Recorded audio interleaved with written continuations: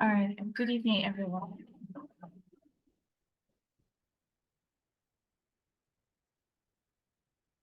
Sorry, I apologize for the underground noise.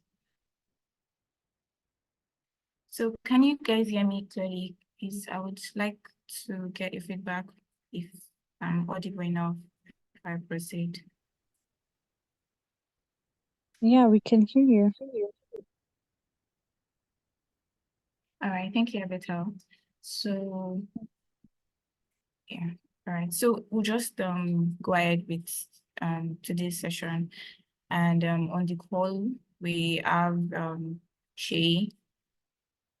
She's one of the mentors, and she will be speaking with us while we await the other mentors to join us. And also, Wamide is also on the call, so she would, may have one or two things to chip into the conversation. And so Shay is, I don't know if one of Shay's mentees are on the call, but I will just briefly introduce Shay. Shay is a data professional and also a product owner with over 10 years experience. And while she gives more insights during the conversation, we'll, better know, what she does and who she is and how she manages everything. So, well, hi Shay, do you want to say hi before I start? Hi. Hi, everyone. Nobody's saying hi back to me. Hi. Hello. Hi. How are you? Even if you cannot unmute yourself, please say hi in the group chat. Hi. So that I know I'm not alone. One of my mentees is here, Jane. Jane, you would not say hi to me. I will see you on Saturday.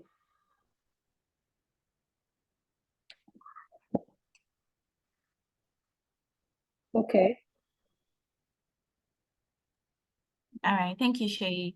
So we have a couple of questions. So we came up with a couple of questions that we know would be useful to the mentees, and we know that this theme for this panel session is a day in your life, and it's just to, have an idea of a day in the mentor's life and, inspire the mentees on how best they can, and do, tough or make better decisions, handle tough situations and, make the best decision out of these things. And so one of the questions that I have here is, what does a typical day in your life as a STEM professional look like? And how does it contribute to your career goals? Did you get that? Yes, I would answer the question in two parts. So I would first start with the first part of your question. A day in my life. Okay. So I'm a data product manager. So Sorry to interrupt. Yes. Yeah, so we would like that your picture is on. The camera, your camera is on, so we can, have an idea of who is speaking to us. Thank you. Okay. Anything you see, take it like that too. Can you see me? Yes, I can. Perfect. Okay. I'm in the gym at the moment, which is part of my day, like you will probably hear. So I'm a data product manager, and so I have to manage a team of data analytics developers and QA analysts as well. My day typically starts at 6:30 a.m. and that's because I have some of my developers are offshore in a different time zone. They're in India. So my day starts with a daily stand-up where we discuss where we are in the development, the analytics development of our product. Then after that, it's usually about 15 minutes After that, then I would then meet personally with developers, just the developers, not the whole Scrum team, just the developers after to see, for them to elaborate on things that they talked about during the daily stand-up. And then after that, I check on all our daily refreshes because we are in charge of data for a very large organization, for the federal government. So we have to make sure that the daily refreshes are done and that the data is up to date, and that all the revenue forecasts, all the forecasts are pretty much accurate because people are going to make decisions based on that. After that, I do another meeting with other stakeholders, C-suite execs, to see that the data that we have updated or that we have put together for them is useful, and see what else we can do for them with regards to data. Then, what else? Okay, then after then, I take a break. My break is usually an hour. I spend it in the gym, taking a walk, clearing my head, preparing for my next round of meetings.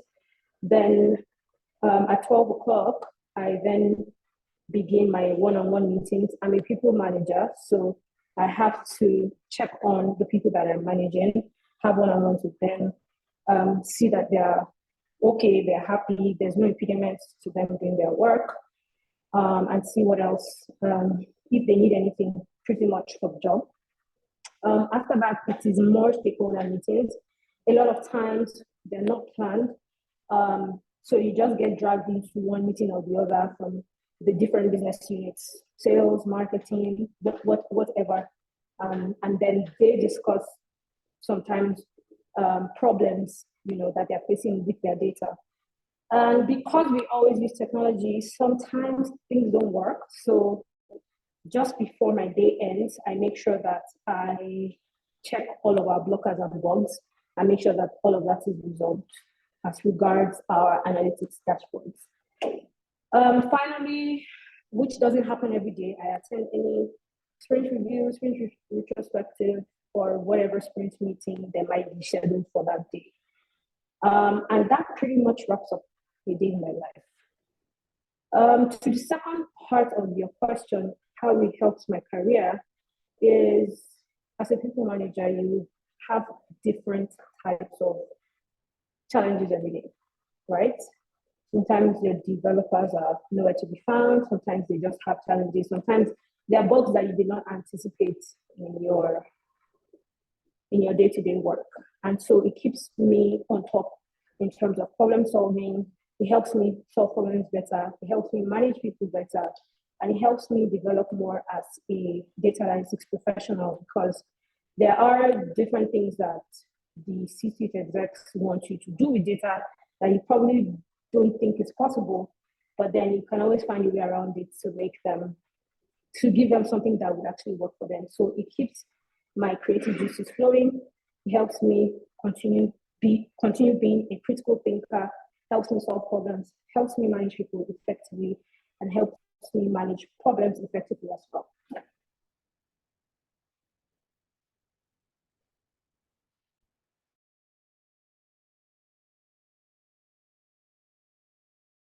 Great. Thank you so much, Shay. Thank you. That was really insightful.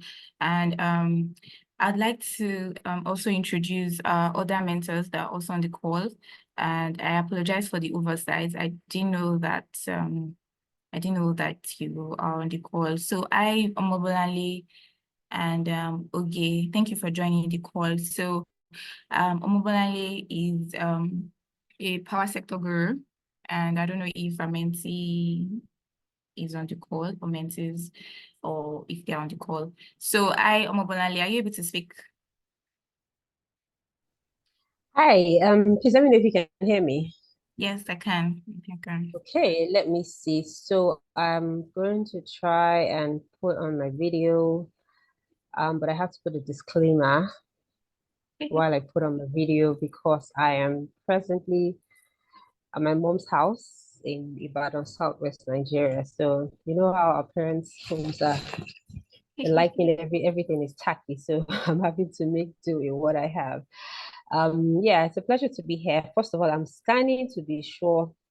I cannot see any of my mentees, so they're already in trouble by not being present today because I can't see their names. But yeah, it's a pleasure to be here. You're here. Ah, God saved you. Okay, all right. So what one's here? I think Immaculate isn't here, but yeah, we'll see that. So yeah, thanks for having me. Sorry, hello. I'm saying no, I was saying I'm immaculate. Oh yeah. Oh okay. Hi, Immaculate. Oh yeah, you're using your name. Okay, no problem. Okay, so am I supposed to just piggy on the last question you asked, the question set of Yes, questions you asked me? Okay, all yes, right, please. fantastic. Thank you. And hi, Shay, great to connect again. I know we're on the last cohort together. Yes, I remember. Yeah, good to see you. Good to connect with you again. Yeah, yes, please. Okay, so my name is Omobolanle Atobatele.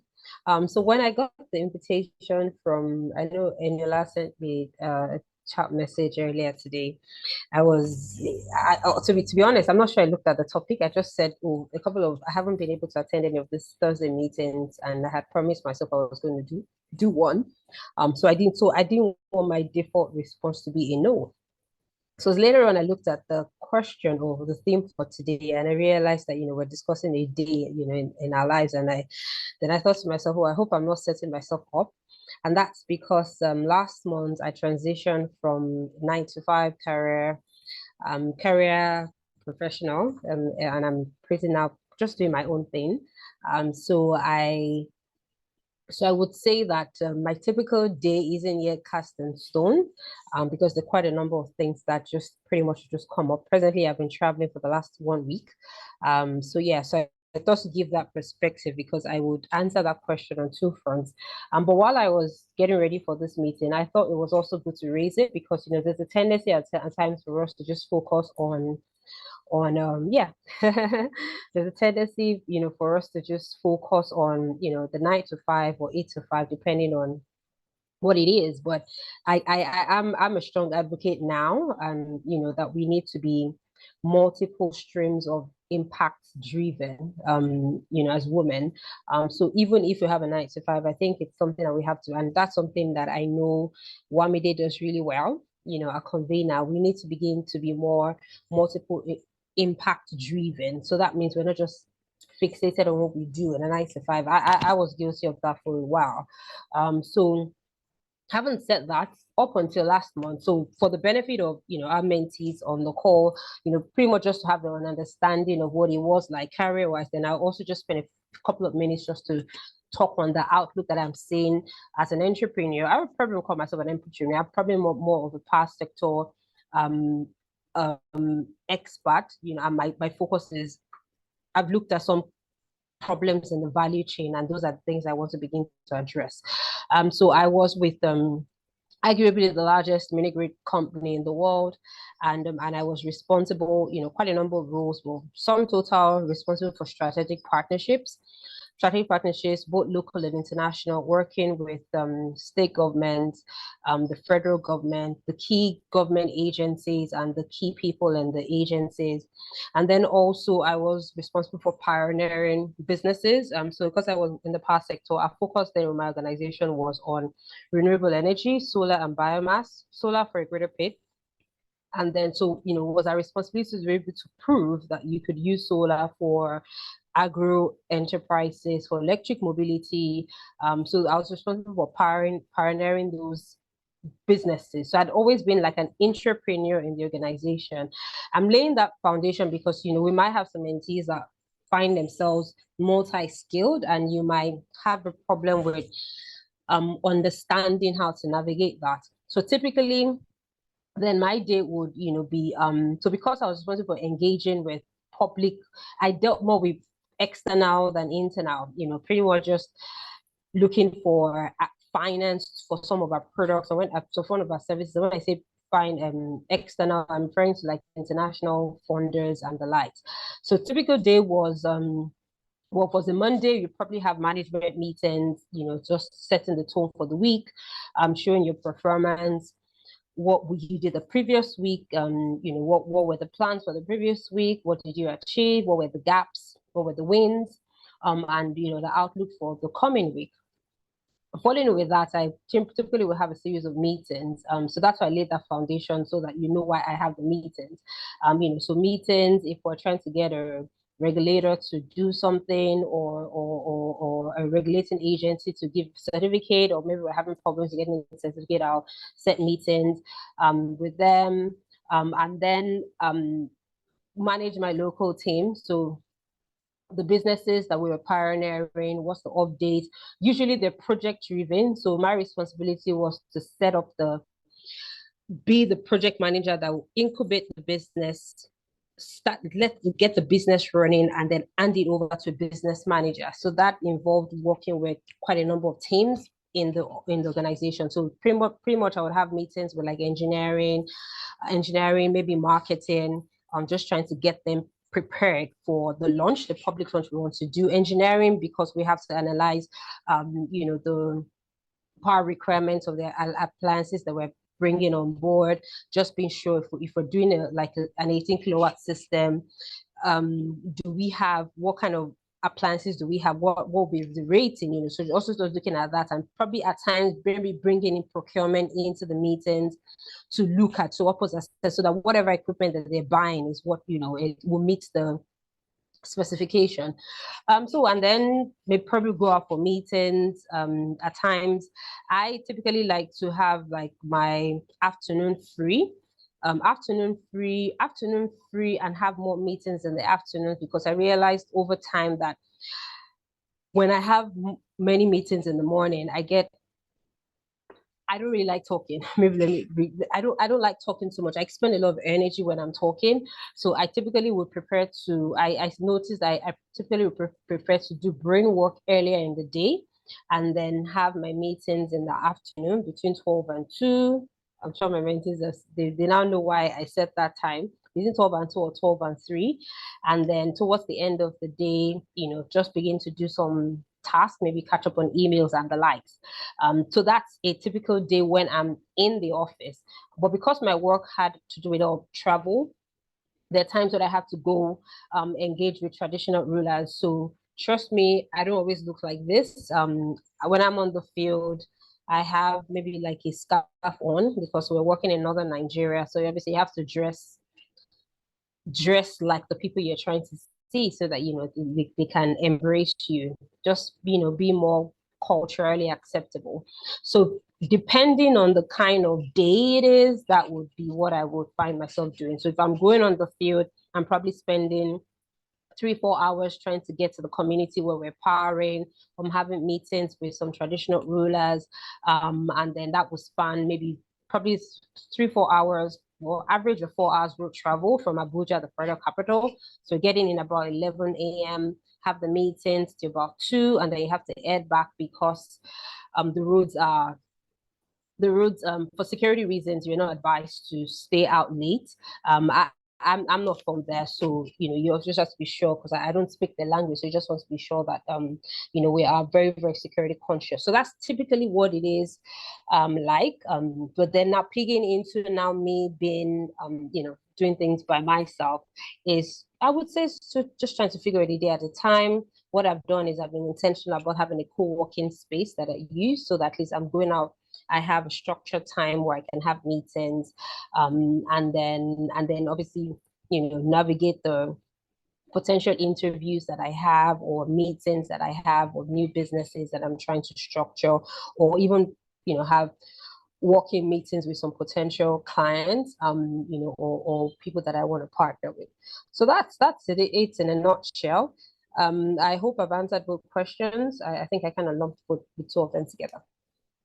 All right, thank you so much. Thank you. And okay, are you able to speak?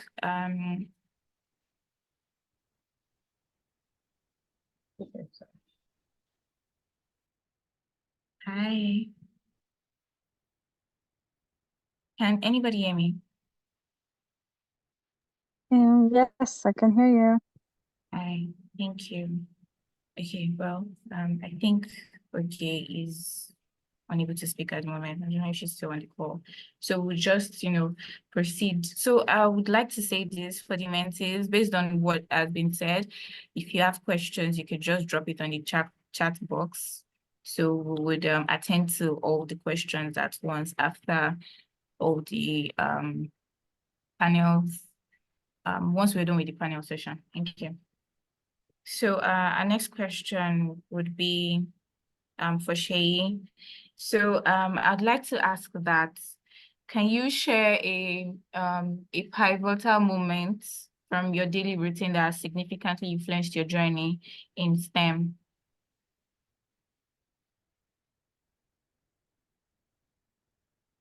Hi, Shay. Hi, sorry, I definitely missed that. Can you repeat Okay. that for me? All right, yeah, that's fine. So I asked that, can you share a pivotal moment from your daily routine that has significantly influenced your journey in STEM?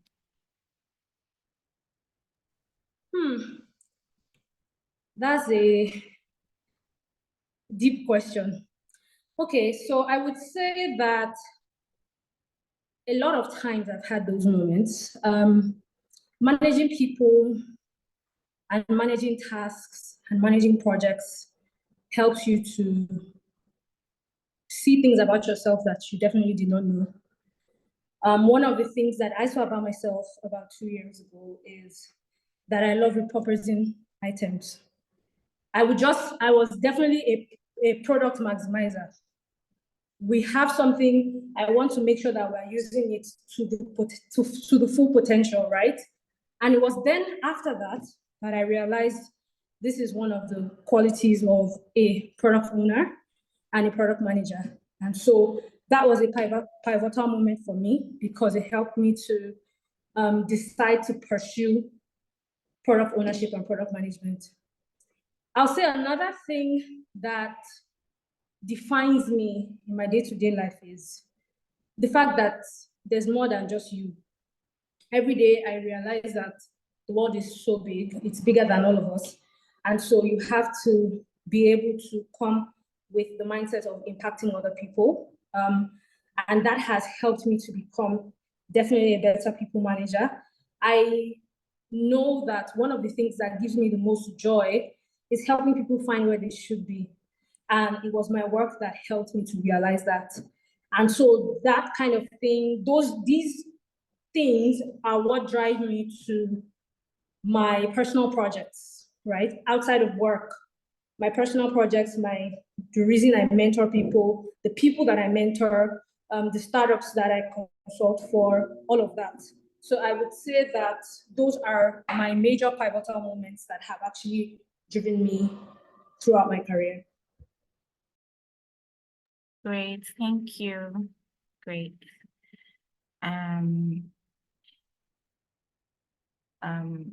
Hi, Mubola. Can we hear from you, please?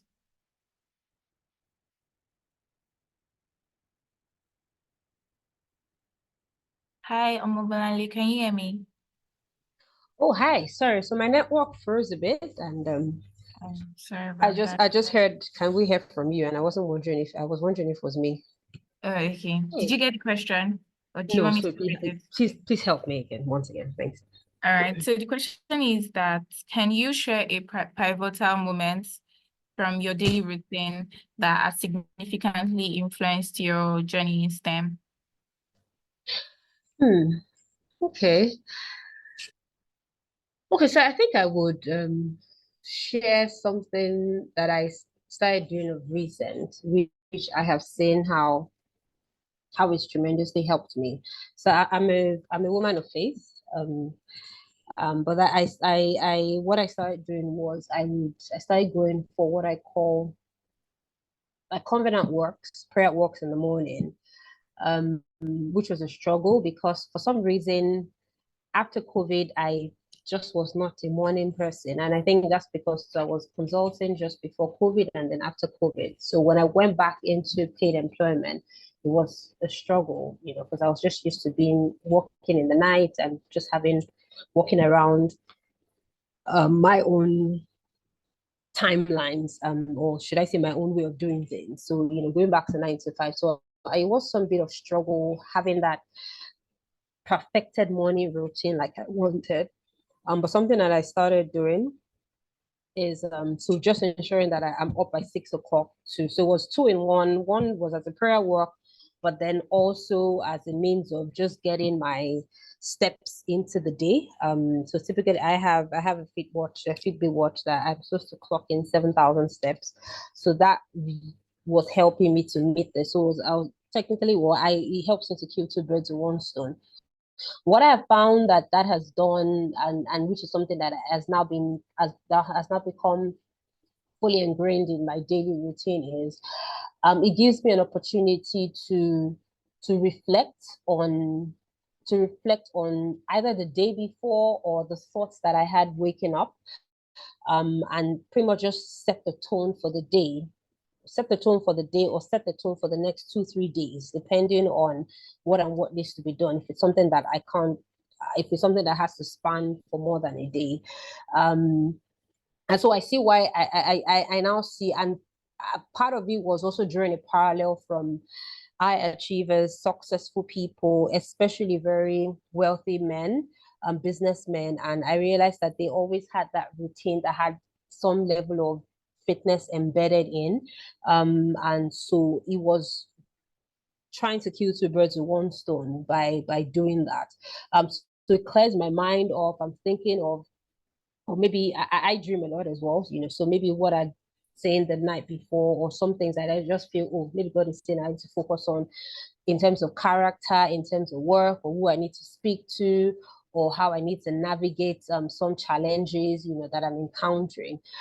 So I think I'm picking it up, because I think it's necessary to have that time. Some people, especially depending on what faith you are, some people call it a time to meditate, just to quieten everywhere around you, and so that you can listen to yourself, because we're in a very busy world. We're in a very busy world where you can find yourself just hopping from one thing to the other, and before you know it, you don't really have a center of gravity that keeps you grounded. So that for me is something that has been pivotal in recent times, recent weeks, that I've done. And yes, it's not something I've done for long. It's been just a full month, but I see how it's changed the trajectory of my life by having that. And so just today I was telling myself, okay, now that I have this lockdown, I'm going to start introducing something similar into other buckets of areas that I'm trying to have a regimented routine for. So if there's anybody on this call, a mentee, that is still struggling with some routine, I would say that start with something that is key for you. So if you're the kind of person that you want to spend time, you need to spend time to think, because what that time does for me, helps me think. You need to begin to set aside like 20 minutes or 30 minutes to think. You can start with a time of the day that you are at your should I say quietest, if there's any English like that. I think there is. If that time, what you are, everywhere is at the most serene, and you can use that, and pretty much just helps you to set the course of the day, or to take a stock of where you are vis-a-vis the project, or where you are at any point in time. And then, so you make, like, for instance, today I remember thinking, and I noticed some gaps and some things that I think I should have done better, some areas where character-wise and in my attitude I should have done some things better. So I remember I noted it in my journal that, oh, okay, this is something I need to be intentional about correcting going forward. Pretty much I would say, summing it up, a self-reflecting time of the day that makes me navigate and change the course of my life, if something is not going like it should. Yeah, thanks. Thank you. Wow, that was deep. Thank you so much.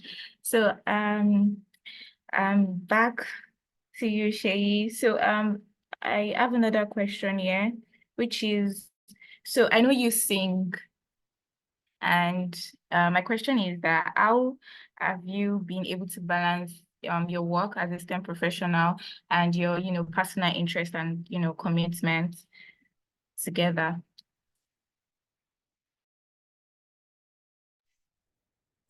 these questions.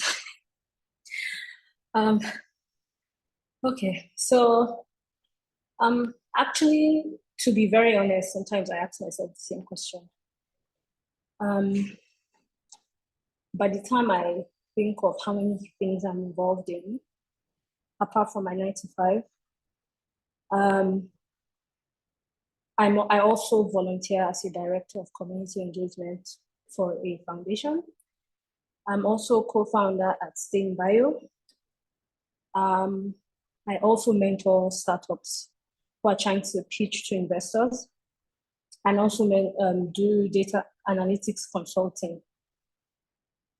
If I want to be, apart from singing, because I love singing, and then I'm a mom and somebody's wife too. If I want to be very honest, I don't know how I juggle them. I just, again, make sure that I am involved in things that give me fulfillment. And I think that is what drives me, actually. The fact that these things are bigger than me and they have an impact on the world. Seeing the impact and then seeing the impact on people and seeing the impact on the world is what makes me, it is what pushes me. And so what I make sure that I try to do is not get burnt out. I make sure that I set timelines and schedules and I try to stick to them.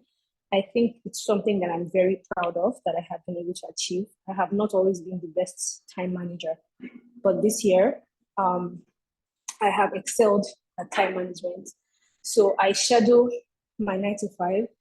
I schedule my time with mentees, my time with volunteering, and make sure that nothing touches my family time. So the balance for me is actually being able to contribute to each of these areas of life generally. And that makes me happy and keeps me on check. So if I were to answer that question very honestly, it would be that I do my 9 to 5 at my 9 to 5. And I tell myself, oh, 7 p.m. is from 7 p.m. onward is family time, nothing stops that. So every other thing I fix between my 5 and my 7 p.m. And then some on my weekends. I meet with my mentees on the weekend. So doing that scheduling and prioritizing them. As a product owner, I have to prioritize backlogs and give estimation numbers. I do that for my life as well. Put the numbers and set the priorities and then work on them as I have arranged. And that's how I get that.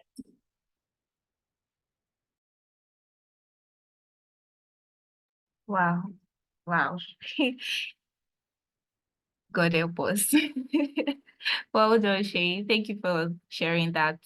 Omobonale, would you like to share your thoughts? Thank you. Shay, you have to help me, or even me have to come. I have to come for training from you so that we all of us can be organized together. But thanks for that. Okay, so I also actually I have quite a number of things that I do per time per season. In recent times, and I mentioned this when in my introductory statement, that because I've transitioned into advisory, so advisory at the core. But what I'm actually doing is I'm operating in a tri-sector environment. So not just power and energy, but I'm also now into agriculture and then into transportation. And I'm doing the three at the same time. So what I've had to begin to do is I'm scheduling my week, actually scheduling, looking at the year. So I did there's something I did earlier on about, it was last month. Yeah, it was last month. Just looking at the year and then just looking at the wins that I expect to get in the course of the year, and then breaking it out by month on month, and then obviously now cascading it to nitty-gritty what I would want to do, and and the wins that I expect. So because I operate in three sectors, two of the sectors I'm actually going in, the focus is to go in to begin to invent. I'm also going into gas. which is not something that I have a background in. So there's an aspect of my life now where I'm providing advisory services. That's like my bread and butter, And then I also have the bit where I'm having to go back to learning. And that's because I'm transitioning into the gas agenda. And for me, it's a very strategic move. One is because the power issues we have in Nigeria and even a number of countries in Africa. So because my focus has always been Africa, we have gas in abundance, but we're not optimizing it. So we need to begin to. The second is obviously because of how it's a cleaner fuel compared to fossil fuel for transportation, for CNG, compressed natural gas vehicles and the likes. So those two, so because I'm kind of technically going back to learn to build my expertise in that. So I'm presently juggling two balls. Then there's also the bit where I have commitments in church. I take the Tains Church, when I have the time, take the Tains Church. And then there are also courses that I'm also beginning to put together I want to begin to put out, publish courses. So that is also now becoming a part of my life. And then the fourth bit is there's a book that I'm going to release it has to be publicly launched by 1st of January 2025. So it's also, so I'm wearing the author hat again, and just beginning to know that I have to create space to do that. So those are quite a number of balls being juggled. But under that is also beginning to make money.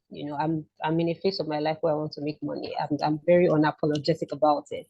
So looking for business opportunities and and how to just maximize it. So I'm saying this, just to show that there are quite a lot of things that one can do. And I'm intentional about sharing it because I realize that, at times for us as career professionals, we can be very straight jacketed. This is what I do, and this is what I do, and this is what I do, and nobody can see anything at all. But we need to begin to be more open-minded and expand our ability to dream. I did 9 to 5 for a greater part of, I would say, about out of my 18 years experience, or 17 plus 18 years experience, I think I did 9 to 5 for a cumulative of maybe about 15. 15 plus. So I know what it is like. So I'm at a point where, I think that both streams can be married together. So those are part of the things. Oh, sorry, this is Nigeria for you. So those are part of the things that the number of things that I have to do. The other bit is the social side, where now I have started learning French. I started learning how to, so I have French lessons that I have started incorporating.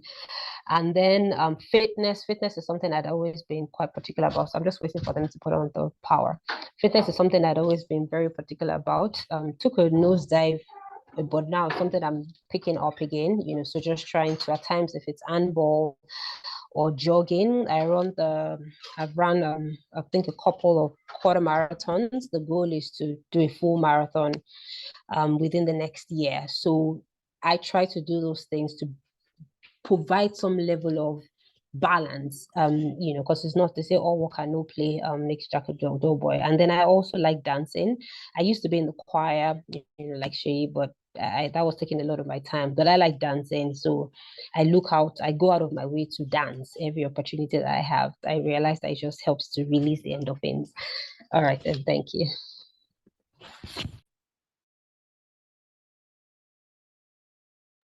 Thank you so much, Mama. Thank you for sharing. Hi, Wamide. So we'll take, gems from Wamide as well.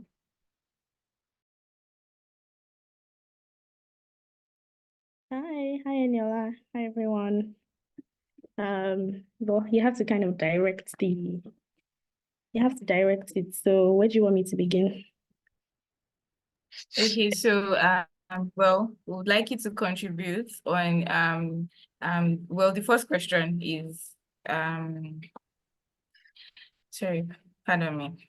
Yeah, so the first question is like, what does a typical day of your life as a STEM professional look like? and how does it contribute to your career goals? And also you would like to share, how you balance your responsibilities as a professional, as a STEM professional, and also your personal commitments. Okay.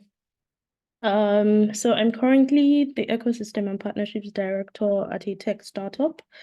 So my day-to-day is basically meetings, and lots of meetings.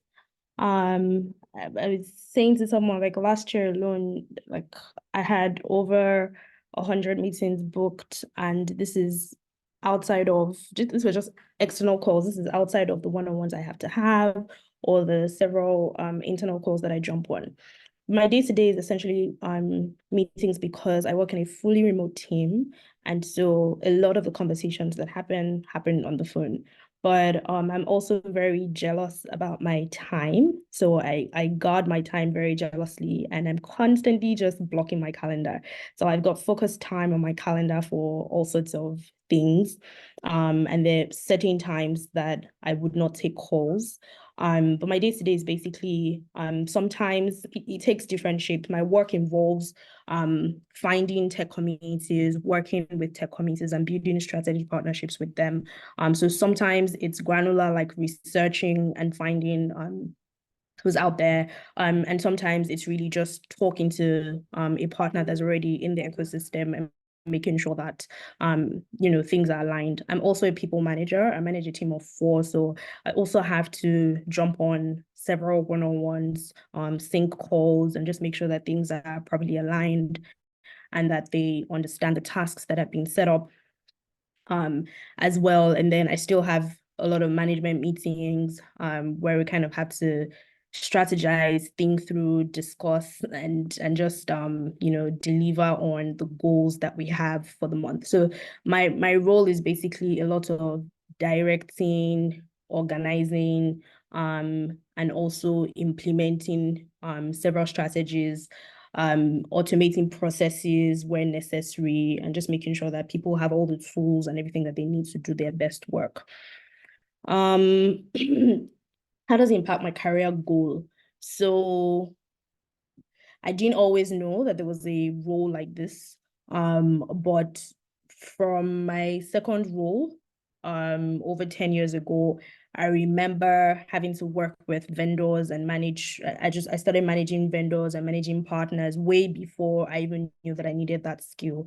And as I grew in my career, one thing was constant that people would say when they met me for the first time in another role. They'll say things like, "Oh my God, it was so nice to meet you yesterday. You're so warm, you're so warm, you're so warm." And I started to think, okay, there might be something here. I actually do like meeting people and just creating win-win solutions, right? And that's pretty much what partnerships is about.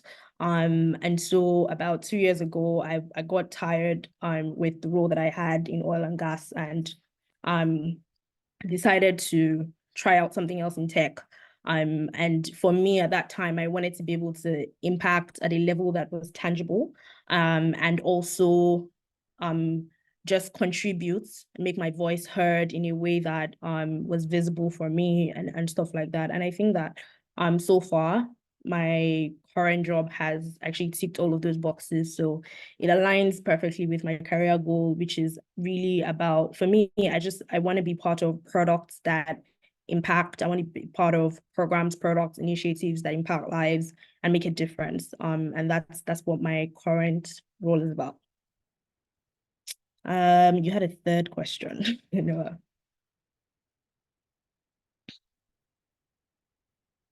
How do you balance your profession and also your personal interests? How do you balance this? So Okay. I think for me, I optimize towards work-life harmony, or work-life alignment. I have constantly sought for roles that bring me professional fulfillment, right? Not just because of the company name or because of what it looks like on my CV and things like that. But I only started to do that, I would say, probably 5 years into my career. Before then, I was just, trying to figure things out. But for the past 5 years, which is pretty much half of my career, I've sought roles that actually bring me professional fulfillment. And that then means that I have the wherewithal to still give back or do other things that bring me joy. In many ways, the things that we do outside of work are the things that actually fuel and give us energy to keep going. So sometimes it looks like this, contributing and doing what we're doing at CAWSTEM, thinking through the programs, raising funds and pitching and doing all of that. Sometimes it is writing. I have a newsletter that I write as well. Sometimes it's coaching. I also help people transition careers, and sometimes it's speaking, right? Like I said, my life's work is really centered around impact. So I'm very big on finding opportunities that help me make impact. But I also recognize how easily one can burn out.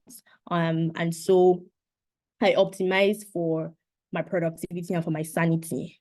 At work, there are certain days that I don't take meetings. On Mondays, I don't take any. I only have one particular meeting on Monday. And after that, it is just a thinking day for me. There was a time last year, it was Fridays that it was. So like I have those times when I try to build certain things into my day. I also go to the gym first thing in the morning, and that helps me cool off and just even feel good about my body as well. And then I have schedules and systems that I'm still trying to build, to be honest. Sometimes they're like this, but at least I have a certain structure. The newsletter, I know that I have to write monthly. So no matter what that looks like, I know I have to churn out something in a month.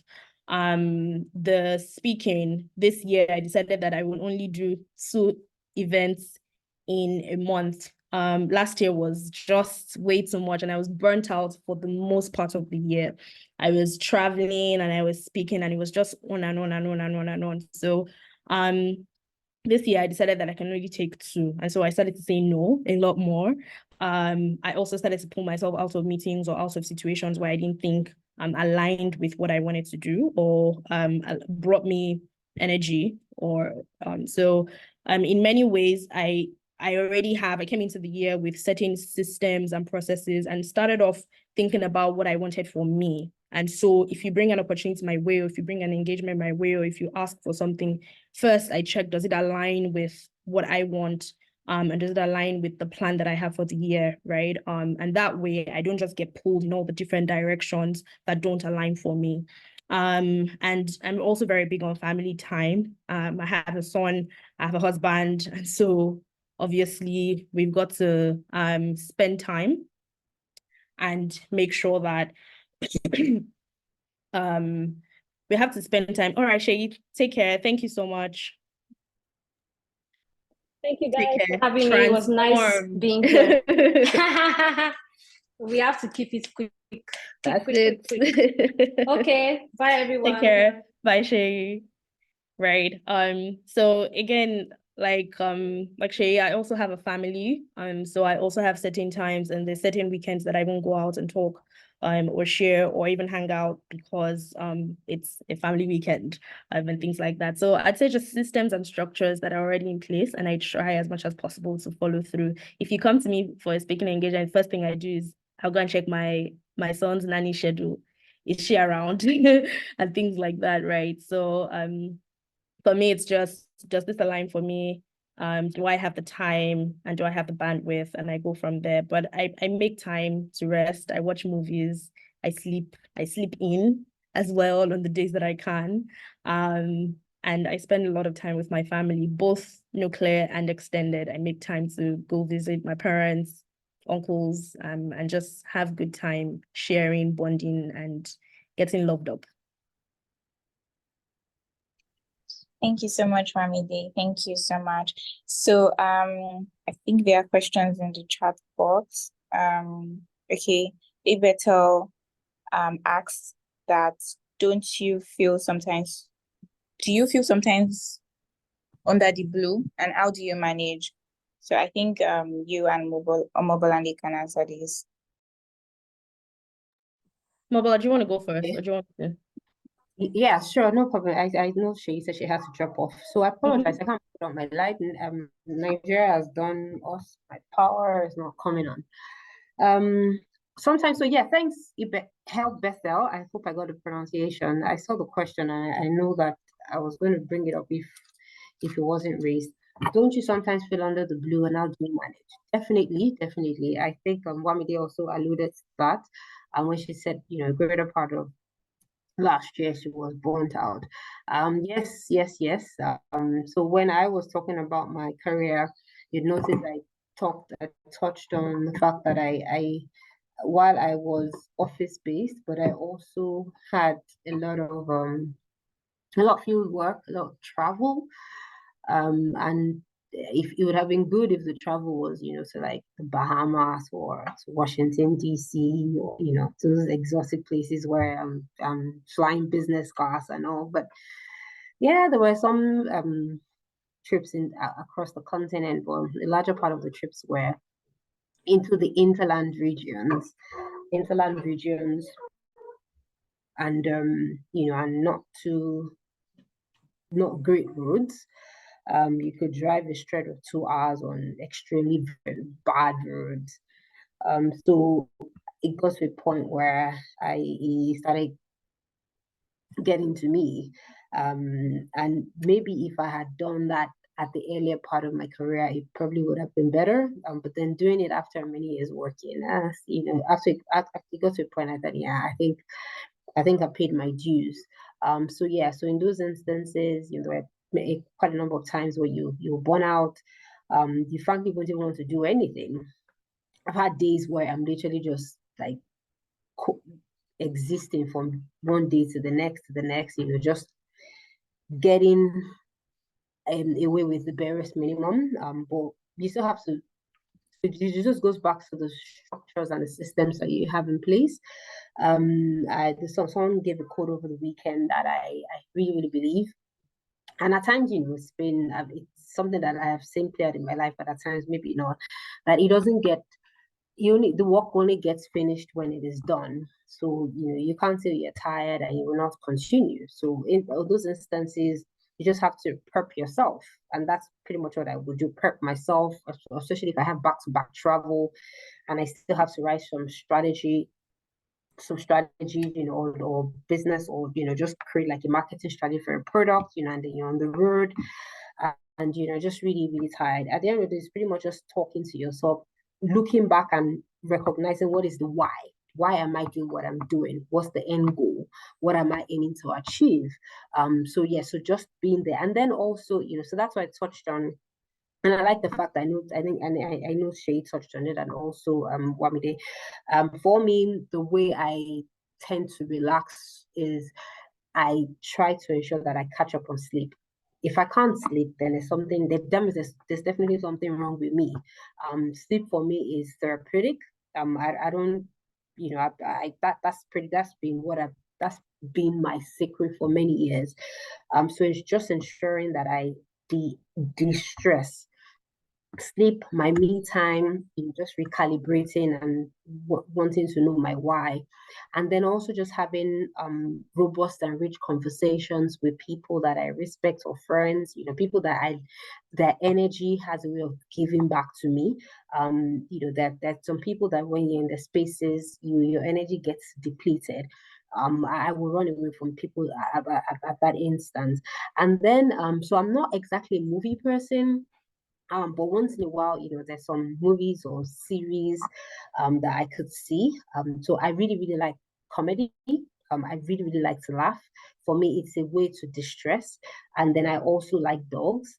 And I really, really love children. So I could be on Instagram for an hour just laughing at some videos on dogs and or children. For me, that's a very, very good way to to to distress. So that is what I would typically would do. And then to pray. That's a big secret for me, to pray and just go back and study the Word of God. That's my own way. So when I get overwhelmed, those are the things that I would do. And then or maybe go for a run, or fitness. Just trying to do something that would help me to top up back again on my energy. The reason why you feel under the blues is because there's been a depletion in your energy quota.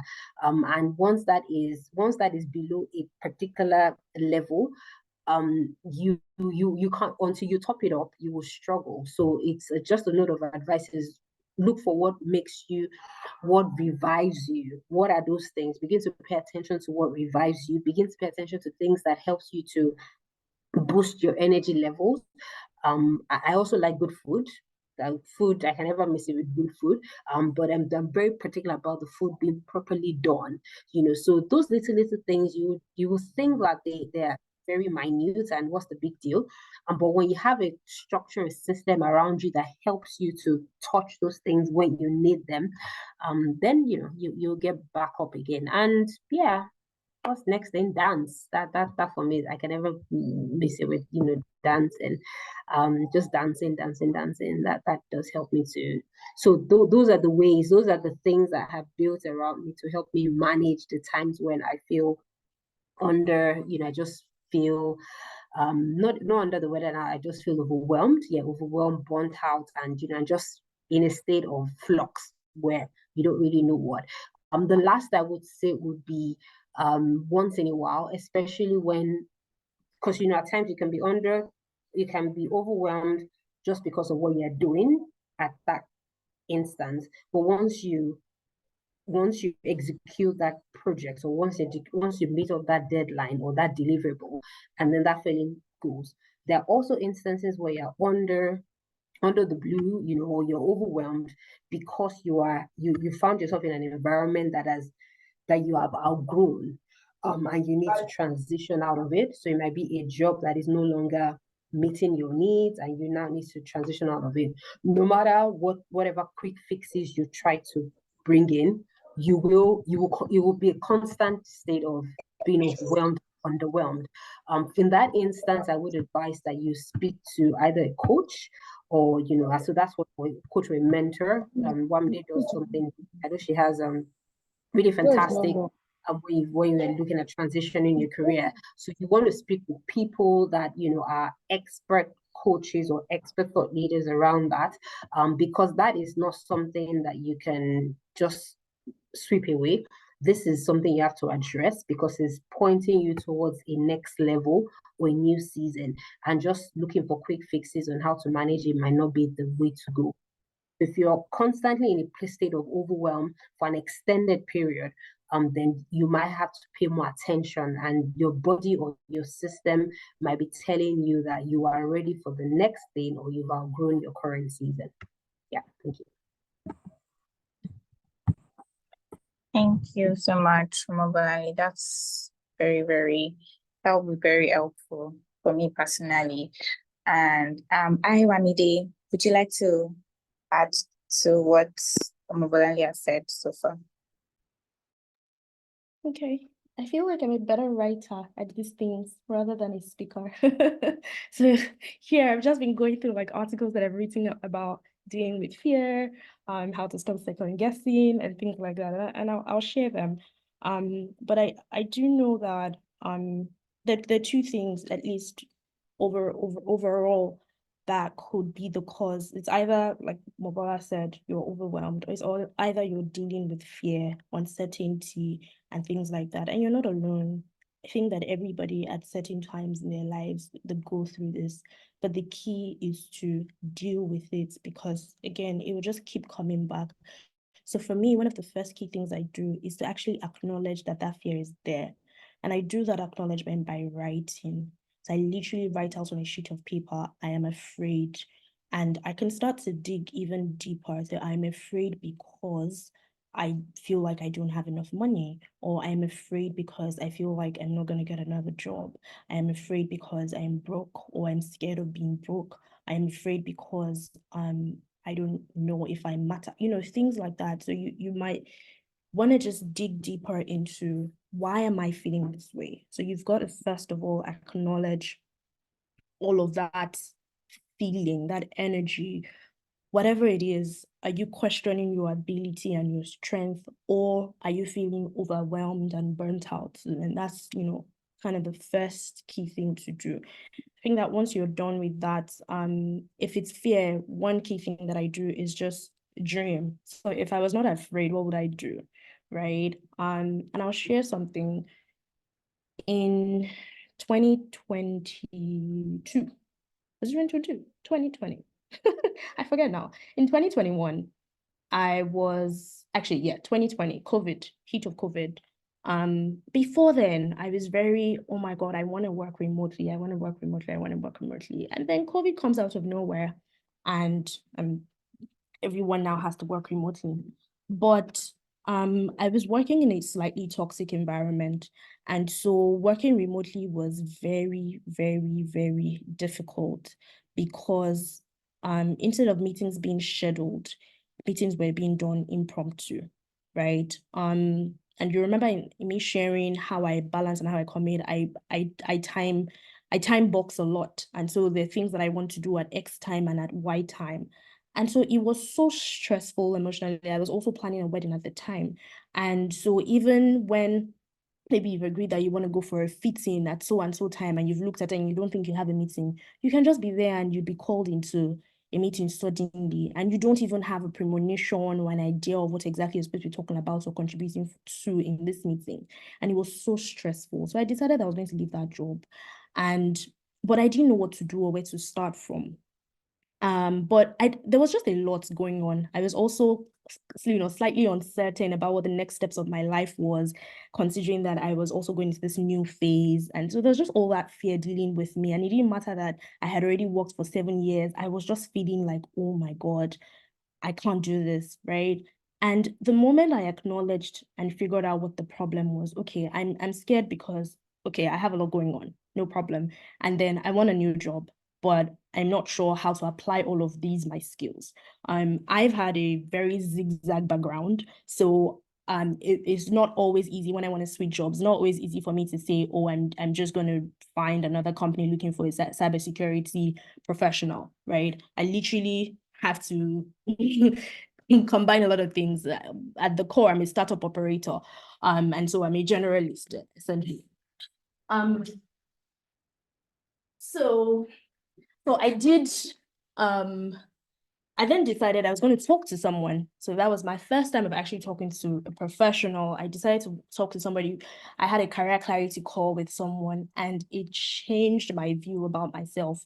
It changed how I thought about things, and it changed how I even saw all of my experience before then. And even though the jobs that I applied to, I actually booked that call because there was a particular job I was trying to apply to. And even though I didn't get that job, it did not matter because something had changed on the inside of me. And I now had the tools to be able to charge forward and just do better and be more confident about the skills that I was bringing to the table. And then in 2021, when I finally left that job, I didn't know what else. I knew what I wanted to do, but I didn't know where to go. I had to leave abruptly because I fell ill and I just needed a real break. And I planned to take a 3-month break, but I kid you not, in 3 weeks, I already had an offer. I resigned in December, January 17th. I already had an offer, so that's even less than 3 weeks. But before I did resign, I had already written a lot of things. Where do I want to go? What's my dream company? What didn't I like about where I was? So that's why I said, for me, writing and externalizing the thoughts in my head is a really, really, really powerful way to help me get out of that situation. But I'll share one final story with you. And I'm sharing all of this so that it just does not seem like it's a formula. I want you to see the power of actually doing these things and the power of also talking to professionals. It could be a mentor, it could be a coach, it could be a therapist. Earlier this year, I was feeling that way again, but not that way in particular, but I was in this constant state of overwhelm. 2020, 2021 was fear. But you see, this 2024, it was overwhelm. There were so many projects that I had to do, and it was not clear where exactly I needed to start from. It seemed like everything needed the same level of prioritization, right? And so I was just constantly overwhelmed and gasping for air. And until one day, while I was in church, that I don't remember what exactly was preached or what my pastor said, but it was at that moment I knew I needed to talk to a therapist. And my cousin is a therapist, but 3 years before then, I was literally telling her, I don't even know what is wrong with people that they would need a therapist. What is it in this life that you cannot deal with? You know, things like that. But at this point, I knew that I really needed to talk to someone. And because it was not that I needed a career change or something of that sort, I just needed to unpack. And so I scheduled a call with this therapist, and it was such a mindset change, right? So sometimes it's, I'd say the 3 steps that I could just acknowledge what exactly is going on with you, write it down. By acknowledging it, it's not just saying there's something wrong with me. Why? Like, try to just dig deep. You can ask yourself why and why and why and why and why until you're able to kind of really unpack it. Once you put it on paper, you start to see that maybe it's not that big of a deal, or this is where I need XYZ person. Do you see? So once I was able to figure out what the issues were with me, okay, I'm handling so many projects and it feels like I need to focus on everything to get it to where it needs to be, then I knew that I needed to talk to somebody that was just going to help me put those things in perspective, right? And one of the key things, one of the key takeaways from my conversation with her, I think for me, I was also scared of failure. I was applying to a lot of grants and applying to a lot of fundraising opportunities. And the year had not even gotten to the end of January, I was already getting rejections. And I'm like, oh my God, do I need to continue, right? And there was all that, but I already have these plans, right? So one of the most important things that she told me was how sometimes our expectations about ourselves or where we're supposed to be or where we're supposed to have gotten to can actually blow our efforts. So because you feel like you should be earning XYZ, or you should have done this, or you should have achieved that, you underestimate how much progress you have actually made, and you put yourself in this unnecessary box and unnecessary corner. And in just helping me deal with all of that, I started to find my little anchors and appreciate, you know, all the million little miracles that were already around me, and just accept that I'm gonna get to where I'm going. It may not happen in the way that I want it to, but I'll definitely get there and it's fine, right? So talking to a professional always, always, always helps. It might be a coach, it might be a mentor, it might be a therapist, it could even be your friend, somebody that has sense, right? And yeah, but first you need to do the work of acknowledging you're dealing with yourself. And if it's fear, you can ask yourself as well, what's the worst thing that can happen? Like, if they say no, then what do you get? Yeah. Hi, sorry. Can I just chime in for like a few seconds just to add Yes, to what please. Amide said? Yeah, so yeah, thanks a lot for that, Amide. Another thing that I find, and just to let you know, everyone, well, requiring a clarity session, let me phrase it that way, is not just for people that don't know anything or they're just upcoming. I had to have a transition clarity session with Wamide late last year. Wamide, I think, yeah, it was towards the end of last year, when I started noting that, you know, I was due, I was in a state of, I was going back on a transition phase of my life, and you know, that is something that she does really, really well, seeing a lot of reviews. So that's just to let you know that there are people around you, or you know, that we need to begin to embrace and accept. The other thing I wanted to touch on is also, at times overwhelm comes from when we place that undue pressure on ourselves because of comparison. So you see somebody doing XYZ, and then you believe that you should be doing that as well, or someone that you finished from school at the same time. Maybe you guys were graduated 2, 3, 4, 5 years, you know, at the same time, same set, and then you come on LinkedIn and the person is doing ABC, you know, just touting their own on LinkedIn, and you begin to feel pressurized, and you know, just you start thinking, what am I doing with my life? My mates are doing ABC and I'm doing, and I'm going to call, I know Lucy is on the call because it was a back and forth we had on one of our you know, our mentorship calls, you know, just finding the why. Why do you want to do A, or why do you want to do B? Is it because someone is doing that? And because what happens is when we are using other people as our benchmark, we will constantly feel that we're not doing anything with our lives. And so it was something that Wamide said that made me say I needed to add this, that at times you could be really hard on yourself thinking you haven't done anything. But when you look back and take a critical stock, not use somebody else's lens to look at what you've done, but just being sincere with yourself, you find that you've done quite a bit. Something that I did when I was in some state of flux, just trying to rediscover, just being sure I can articulate my value, was I reached out to about, I think, 15 people around me. So what I did was I sent out a questionnaire. That was 2 years ago, less than 2 years, about I think 18 months ago.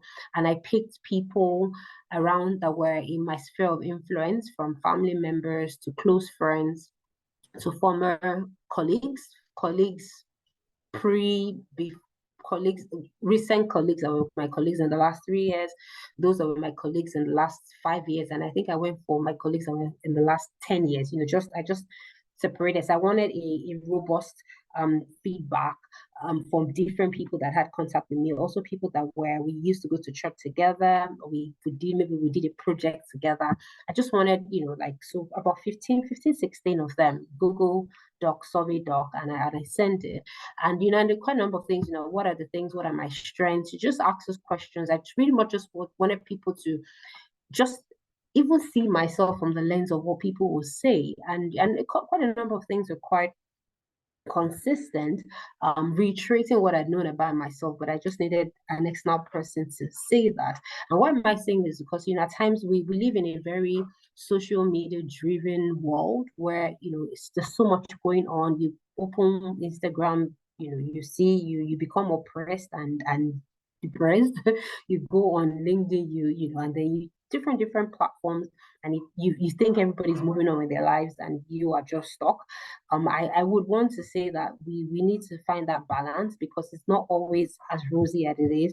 For everybody that would post a fantastic picture of them looking good, I'm sure there were about other 10 takes of that picture where they thought that their nose was too big or their hair was somehow, and they chose the best picture to put up. So we always will put up the best version of ourselves, but that doesn't show that is who we are 90% of the time. So let's be easy on ourselves.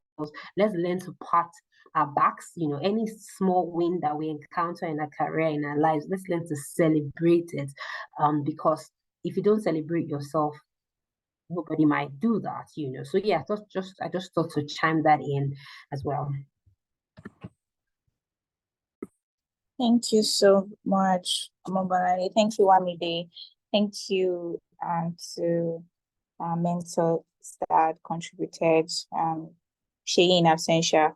And I don't know if the mentees have questions. Our time is fast spent already. Okay, so I'll take the silence as a no. All right, so thank you so much everyone for joining. All right, I think Wamide shared something on the chat box. Okay. Thank you, Wamide. So thank you everyone for joining, and the recording will be shared with the mentees and the mentors. Yeah, we'll share that as well. Thank you so much. Have a wonderful evening, everyone. Bye, guys. Thank you for having me. Good night, everyone. Bye. Thank you all. Just 1 second. I wanted to share that we have 2 more sessions to go, 2 more live sessions to go. And then after that, we're thinking of now connecting you to a pool of coaches.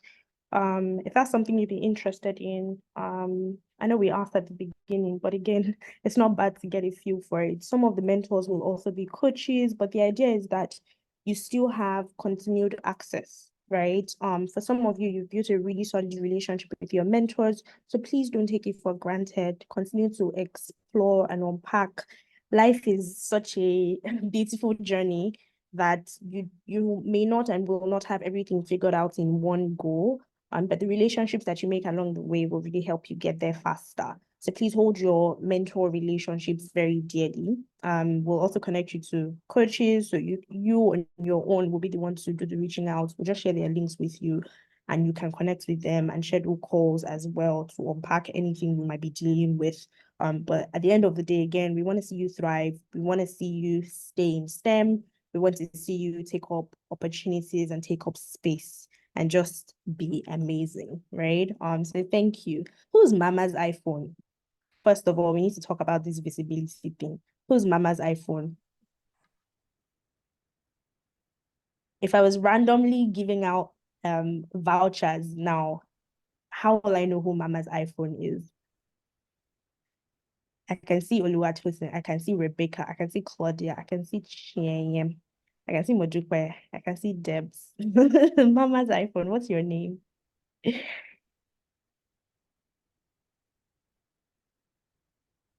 Hmm? What's your name? You can share or you can stop recording, Eniola, so she doesn't feel like